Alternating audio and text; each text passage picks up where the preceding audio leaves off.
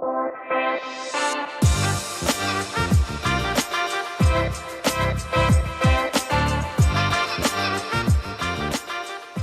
to the Focus Series, a podcast channel by AUA Media Lab. Today, we are joined by Setrag Balian. I'm Krikor Sahagian. We are both Armenians from Jerusalem, and we are here to talk about the Armenian community of Jerusalem and what's happening there as of late in the past few years. Hey, Setrag, how are you? Hi, thank you for having me. It's also the first time we speak English to each other. Yeah. We usually argue and talk a lot, but it's usually in Armenian. This time it's in English, so that a lot of people get to understand what's going on. Okay, so I should also say that Setrag is on the forefront of what is going on in the Armenian community of Jerusalem. So, Setrag, what's going on in the Armenian community of Jerusalem? Okay, first of all, thank you for having me. And so, as you said, I'm part of the movement. I'm the co-founder of the movement that's called SaveTheArQ, which is literally Save the Armenian Quarter. Of course, it's a word game on Noah's Ark, which is biblically on Mount Ararat and is thus Armenian. Maybe a lot of people have heard that in 2021, the Armenian Patriarchate signed the lease with Zana Gardens, which is an Israeli company headed by an investor whose name is Danny Rothman Rubinstein. And it was a lease for 98 years of one of the most important pieces of land of Jerusalem. Just to have a small context, the Armenian Quarter is one of 4 quarters in the Old City. You have the Muslim Quarter, the Jewish Quarter, the Christian Quarter, and the Armenian Quarter. Armenian Quarter is the strategically best located quarter. It sits atop Mount Zion. It's also the quarter who has the only car access road and leads to the Jewish Quarter and the Wailing Wall. So it is a quite important piece of land, and we're talking about 11,500 square meters. It's also one of the last open spaces of the Old City. And it's always been a point of contention between Israel and Palestine during negotiations, especially during the Camp David Accords in 2000 between Bill Clinton, Yasser Arafat, and Ehud Barak.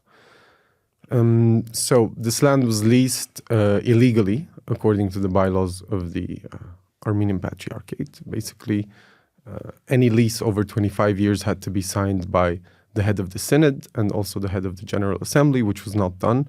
This was signed only by the Patriarch, the Grand Sacristan, and the former real estate director of the Armenian Patriarchate. Why? Why did they lease? Why do you think they leased? Is it greed? Is it a mistake they made? Is it something they thought like this is going to be good for the community in the future, or?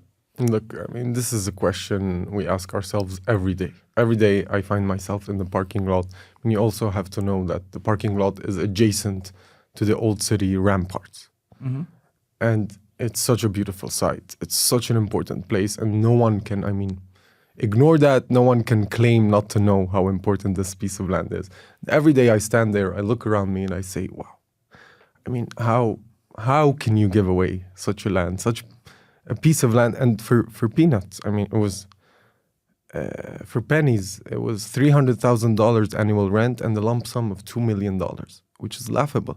You're talking about an area that is comparable to Times Square in New York, to the Champs-Élysées in Paris, to Trafalgar Square in London. Even more so, this is the most disputed piece of land. This is the most disputed region in the world, and it's just very hard to understand the motives behind it. Now, obviously, there are also all kinds of pressure, which is normal. Any people in positions of power, especially in that area, have to deal with a lot of pressure. So, in my opinion, there are 2 reasons. One would be incompetence. Until today, the Patriarch claims not to have signed on any maps and not to have given away, for example, we're talking not only about a parking lot, but it also includes 5 residential homes of 5 Armenian families. It includes the private parking of the Patriarchate, the private garden of the Patriarchate, and the seminary hall. Seminary hall is where we have all our intra-community events. This is where we commemorate the Armenian genocide. And some even say maybe parts of the Patriarchate's building are included in the deal. So the patriarch claims that he only signed away the parking lot, gave it for the construction of a hotel. So that's the incompetence part. I mean, again, not reading contracts, not knowing what you're signing on exactly does not exonerate you or take off any blame off of you. And the second would be, as I said, just not caring, also corruption. I mean, there are rumors of corruption. Obviously, you can never prove them. These are cash handouts, basically, that are given. So it's very hard to prove, but it's very obvious as well when you understand the system and the structure of the Armenian Patriarchate, which is very limited, Basically, you have the patriarch, who is like the supreme leader. The synod acts as a kind of government, and then the general assembly is like Congress, But the checks and balances are very weak, and it's very easy to... it's very easy for the patriarch or parts of the patriarchate to hijack the whole system and use it for their own benefit and their own self-interest. And this is what happens time and time again. There are no laymen in the administration of the patriarchate. I mean, the real decision-making remains with the clergy. And so there's no say from the community members. And the clergy members, with all due respect, I mean, they are well-versed in theology, well-versed in biblical matters, but in terms of real estate, in terms of finances, they don't have the experience, they don't have the capacity to make decisions that would be for the benefit of the Armenian Patriarchate and the Armenian community. Even taking this deal, I mean, some say, oh, this was for the benefit of the Patriarchate to get more money in. I mean, again, this is not a piece of land that's worth $300,000 annually. Even as a parking lot, it can make that money. Okay. Walk us through the legalities. I mean, like right now we know there's a court case, but who's taking who to court? What's going on with that? Okay, so there are two pending lawsuits. You should know that in the beginning of 2023, that is when the community started mobilizing. And a lot of people say, well, contract was signed in 2021, so what took you so long? We're like, 2 years, what were you doing for 2 years? But there are a lot of things that we need to understand. As I said, it's a very limited clergy members that are aware of what's going on. So obviously we hear rumors, and Jerusalem is known for rumors. I mean, it's a city of rumors. And you hear a lot of rumors, but you don't have the information. You don't know if it was It's also actually... an Armenian community. Yeah, exactly. And you don't know if the deal actually happened. I mean, it's all based on rumors. In the beginning, you just hear that they leased it. You hear that someone's involved. You hear that maybe it's 90 years, maybe it's 50 years. So you don't have a lot of information. The second thing is that the Armenian community of Jerusalem is very dependent on the Armenian Patriarchate. Most of us, our homes belong to the Armenian Patriarchate. A lot of people work inside the Patriarchate, inside the school, inside the library. So it's the balance of power is heavily tilted towards the Patriarchate. So it's difficult to tell the community, well, they signed some sort of deal. We don't know what it is, but we're sure it's wrong for the community. So let's go against the Patriarchate. No. So what happened is in the beginning of the year, we started hearing rumors and more concrete things started like coming out. And of course, in April, the company took over the parking lot. And that's when people started to realize that, no, this is actually true. And we are about to lose this land. And that's when we mobilized, we organized protests. For 6 months, we were doing protests. Then finally, the Armenian we had one clear demand during the protests, was the cancellation. When you say we, who is we? So it actually started out with this very small group. It was just Hagop and I, Hagop Chernazian, who's the co-founder of the movement. And we heard that the priest, the real estate director, who's considered to be the mastermind, okay, behind this deal, that he was going to mass and just normally continuing his life as a clergy member, as a priest. So he came and told me, Hagop came and told me, we should do something about this. Like, we can't just stand here. So we confronted the priest, and then a lot of young men joined us, and then, noise started coming out, and well, the priest got defrocked since then. Obviously, he wasn't. Some people call him a scapegoat. Scapegoat insinuates innocence. Yeah. This is the fall guy. So he was involved, and they said, okay, let's put it all on him. And after that, we started organizing weekly protests. First one was in front of his house. We didn't want him to leave. I mean, it was a big big fuss. It was all over. Yeah. The videos were all over. The Israeli police came in, the soldiers came in, and the IDF. And at the end, we came to, a compromise because, you have older people, you have young people, you have children there. You cannot put their lives in danger. So we were obliged to let them leave, but we started doing weekly protests every Friday with one clear demand, which is the cancellation of this deal.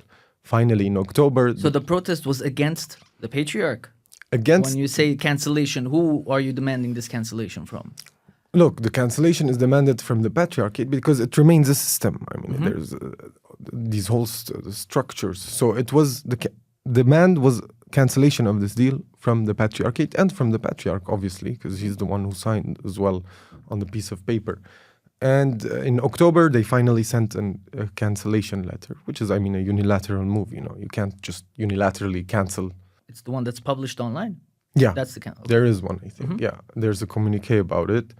And a few months later, they went to court against Zana to cancel the deal legally, through the courts. But it was based on three main arguments, which was misrepresentation from the company, as in the investors. By the way, Danny Rothman Rubinstein was later joined by a Christian Greek Catholic named George Warwar. And the Patriarchate's lawsuit claims that these people don't have the financial expertise or the experience in hospitality management to build such a hotel, and that they lied to the Patriarchate about their true identities. George Warwar has an extensive criminal record, as well as Danny Rothman Rubinstein has had some trouble with justice. So that's the first argument. Second is corruption. We don't know what kind of proof they have, but that Baret Yeretzian, the defrocked priest, had received some sort of bribes to make this deal go through. And third is the area. As I said, the Patriarchate until today claims that we gave away only this area, not all the rest with the homes and so on. So, first of all, a big question arises here is you're basically leaving the door open for a compromise that would give part of the land, which is something the community is fully against. We do not want to lose any parts of the land. And besides, the protest started when we thought it was only the parking lot. We didn't even know it was the rest. So we were opposed to it from the beginning. Second important point is that from the beginning of the protest until the lawsuit of the Patriarchate, we tried to cooperate with the Patriarchate repeatedly. We used to go meet with them not only as the movement, because it's a new movement, we don't have that kind of recognition, but also through the political parties in Jerusalem, through the community centers in Jerusalem, but the answer was always the same.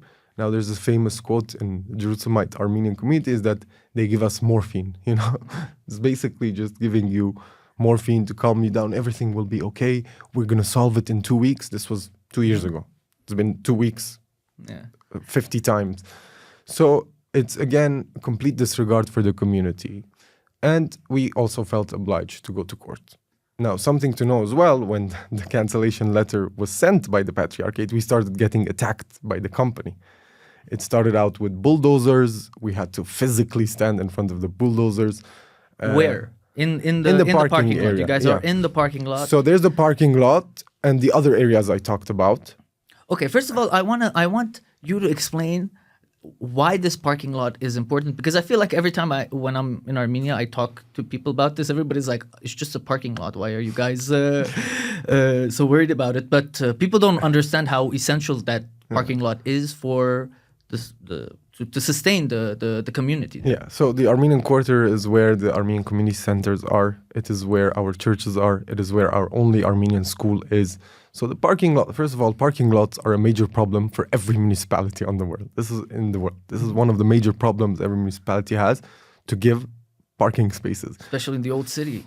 Especially in the old city with narrow alleyways, no open spaces. So this is prime real estate. Just look at it, at face value, just prime real estate. Apart from that, this is where a lot of the Armenians and Christians started moving out of the old city. And they need to bring their children to school. They need to come to church, If they don't have a parking space, they will not come. They will stop coming, and that will be the beginning of the end for the Armenian community. if the community members cannot park, I mean, even now it's difficult. You have to park and then walk like 200-300 meters, 400 meters to get to your house. I mean, when you buy stuff, you buy you groceries. You have to buy. So the harder it gets, in that sense, I mean, for sure, a lot of people will leave the Armenian quarter, will leave the old city and not come back, Second, as I said, also politically, I mean, during the Camp David Accords, what made the negotiations fail, and this was, by the way, the closest negotiations to reach a solution, between Israel and Palestine. Two major issues. One was the right of return of the Palestinian refugees, which is about 5 million people. So it's a very big issue. Second was the Armenian quarter of Jerusalem, because it was agreed that the Jewish quarter would be part of the state of Israel, the Muslim and Christian quarters would be part of a future Palestinian state, and remained the question of the Armenian quarter. Obviously, that's when Arafat famously says, I am Arafatian, and I will never allow for the Armenian quarter to be split. And geographically, they touch each other. They're adjacent. They're separated by a wall. Of course. The Armenian quarter and the Jewish quarter. And there's now what we call the extended Jewish quarter, what they call the extended Jewish quarter, which is the encroachment that took place since 1967. Also, this land, since 1967, five-time mayor of Jerusalem, Teddy Kollek, has made numerous attempts to take it and has failed, not to take it, to basically come to an understanding and to a deal with the Patriarchate to get a hold of that land. And apart from that, the Cow's Garden, the name comes from cows being there. It was a pasture. It was a community, and the church used to live off of that land. And it took 500 years to buy that. I mean, about 200-300 years to buy that land through 18, 19 different transactions and so on. It was a very complicated to buy it, but eventually we got it. So to just give it away like that and for pennies is ridiculous, obviously. Okay. So at the moment, there are cases pending and community members are physically on the land, in the parking lot. What's the point of that? What's the point of being there? So, as I said, we were getting attacked. So the bulldozer started, and then we had armed settlers and residents of the Jewish quarter who came with attack dogs and attacked us. I mean, this is when the unity happened. And really, this is something we've dreamed of for a long time. Like every Armenian community, there's Ramgavar, Tashnag, Hinchag, Parisirad, There are a lot of different political parties. There are always quarrels. But this actually did unite it, which is normal, when you have a common threat, common enemy, you unite. But also the church. I mean, we had the patriarch, clergy members standing with us in front of the attackers. And we were repeatedly attacked. And they were trying to basically take over all of the land so that when the case goes to court, it's frozen on the land. The status quo is frozen. And that is when, I mean, if we had not taken repossession, which is what we did, actually, part of the parking lot was theirs, all of the parking lot, the rest of the areas were. Once they started attacking us, we started creating buffer zones so that we can protect the community, the church, the structures, the homes. And in January, finally, we took full repossession of the area, and it is fully under our control right now. And the point of staying there is to stop any further encroachments now, even if it's in courts, even if there's a status quo. Even in April, the police came and changed the status quo and weakened our control as if they were preparing for an attack. And numerous times, the police interfered in a very biased way on the side of the investment company, trying to remove us from the ground without court orders while lying and saying we have court orders. Yeah. I mean, it was really ridiculous. So it's been more than a year now, 400 days that the community is on the ground. We have a makeshift tent, It's not really a tent, it's turning more into headquarters. And that is where, they sleep. We sleep 24 hours, 7 days a week. There are people there to stop any kind of attacks against us. Now, another important thing is the second lawsuit. So as I said, we tried to cooperate with the Patriarchate. We even came to a sort of understanding, but then again, they went to court without even telling us. And knowing that every time they take a legal step, we were getting attacked, they could have come, and said, guys, we're going to court, something might happen, be ready. No. During the attack, the priest tells me, oh, by the way, we went to court, maybe that's why they are attacking us. So, and the arguments of the Patriarchate, honestly, we found them to be weak. Not only us, even third-party analysts, independent analysts, lawyers. And we felt that the biggest argument to be made was the authority argument, that according to the bylaws and the constitution of the Armenian Patriarchate, these people were not allowed to give this land. Second argument, which we found only in February, and really it was like a holy grail, it's that this land is a waqf. A waqf is a trust and endowment that are registered in the Sharia Islamic court in Jerusalem, but that are also recognized by Israel, which basically says waqfs cannot be leased or sold at all. Okay. And the waqf beneficiary, there are beneficiary owners in waqfs and mutawallis. Mutawallis are the managers of the waqf, of the trust. Beneficiary owners, it's written in black and white, the Armenian Christian community of Jerusalem. And the mutawalli, the custodian, can be the Patriarchate or anyone else. Depends. So we went to court with 365 signatories, which is unprecedented. I mean, this is a big class action lawsuit against the Patriarchate and Zana Gardens, but basically against the deal, demanding a declaratory judgment from the judge saying that just confirm that this land is a waqf, and then automatically the deal gets cancelled. Mm-hmm. So this was one of the strongest arguments. These two arguments together even reinforces the Patriarchate. Because some people want to say, oh, you're against the church, against the Patriarchate. It's very common now. It's in the trend to say, oh, you're against the church, anti-church. But it's the contrary. We are actually defending the Patriarchate's bylaws. And we are defending the General Assembly, the priests that took a stance, by the way. 2 months after the contract was signed, a majority of the General Assembly wrote an open letter opposing the deal, saying they were not informed of the deal and that it goes against the bylaws of the Patriarchate. So what we're doing here is actually protecting that institution.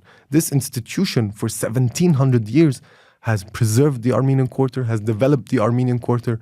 We've had patriarchs who've gone all over the world with chains to pay off debts of this, institution. But right now it is facing an existential danger.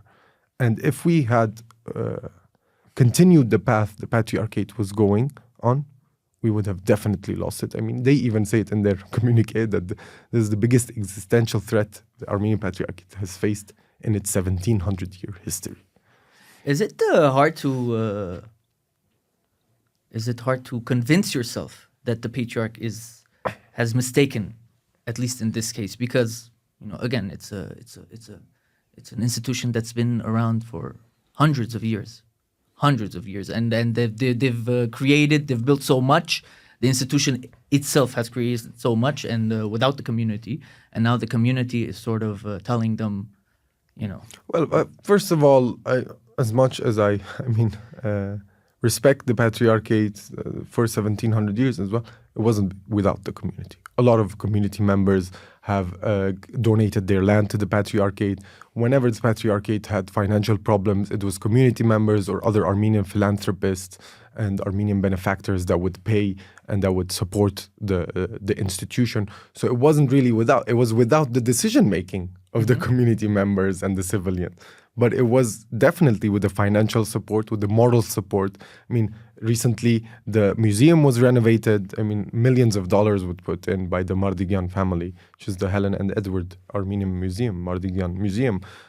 All of the library was built by Kalust Gulbenkian's financial support. Everything that was built with the money of Armenian people, because this is an institution and this is a place that belongs to all Armenians. Even in the Patriarchate's bylaws, constitution, it says the Armenian Patriarch is the custodian of all these national properties. They call them national properties. So, of course, a lot of times you say, well, I don't want to endanger my Patriarchate. Does this expose them? Does this create problems? But when you know, and everybody there knows that on that course, we were heading towards, you can say the same thing about, Artsakh was populated was continuously Armenian for 3,500 years. We did lose it. We could have said, oh, but it's been Armenian for 3,000 years. It's not going to disappear now, It's not going to be non-Armenian now, but it did happen. And we can never rely on continuity to say that, okay, if it worked for 1,700 years, it's going to work today. These are times that are changing. It's a very complicated, different world. It's a modern world. where there's a lot of globalization as well, you know. So these things are all in danger, and we will do everything to protect it. And we are 100% convinced that our actions today will protect the Armenian quarter of Jerusalem. Now, we might be wrong, but we don't do this alone, you know. We have an international legal team, we have a local legal team that guide us through, we have the community members, we have the political parties, the community centers, and everything is done in coordination with them. This is not a one-man, two-man show, this is not a one-movement show. This is a effort and a struggle that is made by the Armenian community to safeguard and to preserve what is rightfully theirs, to safeguard and preserve not only the community, but also the church and the patriarchate. Okay. I have another question. We're from the same community, and we obviously understand deeply how asymmetric the power of balance is within the community. There's the community, the civilian community, and then there's the patriarch, there's the patriarchal institution. Was it hard to organize people to stand against something that in fact has helped them for a very long time, but in this case according to us, is making a big mistake? Plus, people, like you said, people are so dependent on this patriarch, Look, it was extremely hard. And I think the keys to our success was being moderate, A lot of people, for example, wanted to call for the resignation of the patriarch. A lot of people wanted to go to other extremes, When you're trying to unite and create a movement, especially from a community that is so dependent on the patriarchate, you need to be clear and you need to be limited in your effort. And that is why we said, let's concentrate on one thing. What is the major priority right now that we're facing? What is the major challenge we're facing is this deal. And so let's have one clear, concise demand, which is cancellation of this deal. And also we were asking for more transparency about this deal, not as a whole, the whole system, the whole dealings, no. About this deal, about what happened. We need information, we need transparency. And that is how I think we were able to unite a lot of people. Because everyone will agree that this is a bad deal. There is not one single community member that you can ask, every single one will tell you, I'm against this deal. And every single clergy member will tell you, I'm against this deal. Of course, there are other interests, other things, but everyone can unite behind this one demand, and that is why we limited it to this demand. Once you start asking for the resignation of the patriarch, for example, what happens to all the community members that work at the patriarchate, that have homes with the patriarchate, that have contracts that are a bit loose, They will be targeted. They will say, no, I will not join that movement. I cannot join that movement. People have to think about their families, about their children. Not everyone will put everything aside. For young people, it's easier. I don't have children. Of course, we made sacrifices, but they're not as big as being homeless, losing your home, losing your job. So you need to be considerate about all those things. When you're building a movement to unite people, you need to be very moderate and you need to concentrate on clear goals that everybody can unite behind. And that is what happened. It was hard. Sometimes during the protests, you had only 60 people, 50 people. Sometimes it was 100, 150. And this is a small community, like everybody knows each other. Once you see somebody protesting, you're like, of course. You're in the grand courtyard. Yeah, it's not like 20,000 people you go and nobody notices you were there. And they're like going to work, they see you protest, or they're gonna go party, there's a protest, you feel like, should I be there? Shouldn't I be there? So it's a very close-knit community, we're brothers and sisters. We've all it's hard. I agree. It's hard. It does create tension, but I think at the end of the day, everybody is part of the community and they're very they're understanding. Everybody's really everybody's really understanding. One last question. Briefly, how do you think the movement has affected the traditional structures, as in the different community centers, the political parties?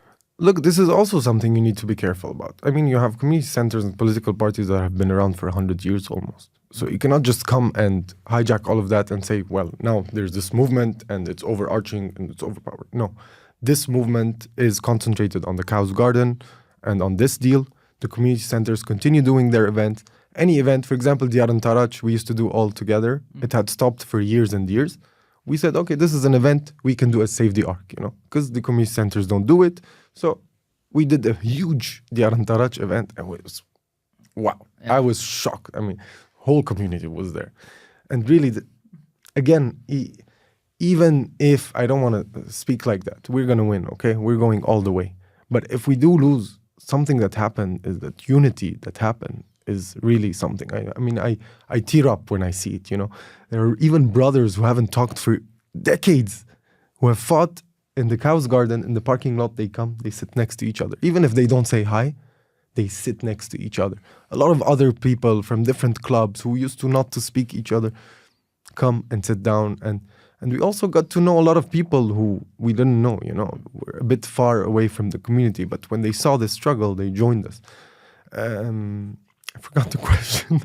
About the traditional structures. The traditional structures. How they view this movement. It's a new movement. But plus, I think it's a global thing in the Armenian diaspora where, We've also always respected the community centers. I'm part of the executive committee of one, and I'm part of one political party, but we always go to meetings with them. We update them on the whole legal proceedings. We give them all the updates, the necessary updates, so that they're up to date as well.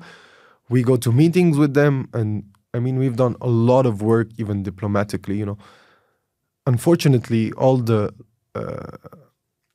lacking in the Armenian Patriarchate, what lacks in the Armenian Patriarchate, we started filling that vacuum, Armenian Patriarchate had, for the past years, broken relations or lost relations with the different churches, with the different governments, with the different representatives. So we did that work as well. We went and met. I mean, even 2 weeks ago, we were with the Greek Patriarch, the Latin Patriarch.